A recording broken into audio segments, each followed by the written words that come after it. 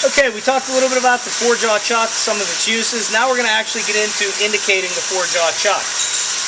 I said earlier we're going to use these little rings around here to get this thing positioned, to give me a good starting place.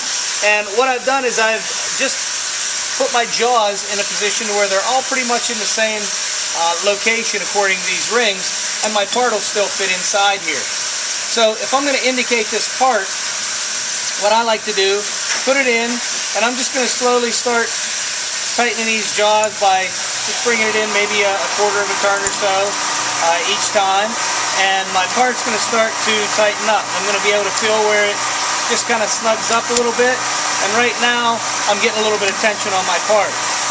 And you'll be able to see whenever you spin the part how much run out you really have. And right now we don't really have a whole lot of run out because we've used these indicators on here to get it fairly true right off the bat. Next thing I'm going to do is I'm going to take my indicator right here, and I'm using an indicator. We have about 1 inch of travel on this indicator right here. So if I push in here, we got about 1 inch of travel that we can use, and it's got a magnetic base on it. So I'm just going to set this on here. I'm going to bring it up close to my part. And I'm going to bring it in here so that it touches my piece, and I'm going to put a little bit of load on my indicator, and I'm going to move this around, and it's going to tell me how much run out I have. Now right now it's saying I only have about 20 thousandths worth of run out. So what I like to do is I'm going to label all the different jaws on here. That's jaw number 1, number 2, number 3, and number 4. And what I'm going to do is I'm going to have to move this piece either in or out to get it centered. And what you want to do is you want to, the side that is high, we want to tighten it because we want to push it back, and the side that is low, we may need to loosen that side to push our part back. So I want to find out where my high spot is. And right now the high spot looks like about number 4, maybe between 1 and 4.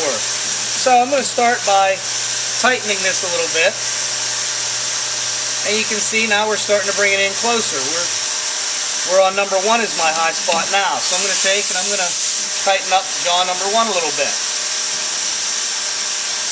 Now I'm within about 4 thousandths of being on. So number 3 is out a little bit, so I'm going to tighten number 3, and now I'm about 1 thousandth and a half.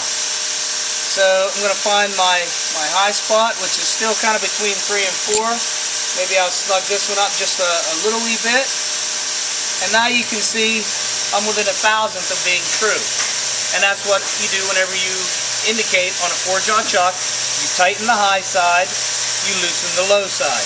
If we were really far out, we would have had a lot longer to do this, and it would take a lot more playing around. But because we use these little indicators to get our part running fairly true right off the bat, it didn't take very long at all. You can see we had that indicated within a matter of a minute or two, and that was with running commentary. So by the time you're done practicing this, you should be able to indicate this in under 4 minutes period of time within 1 thousandth of an inch.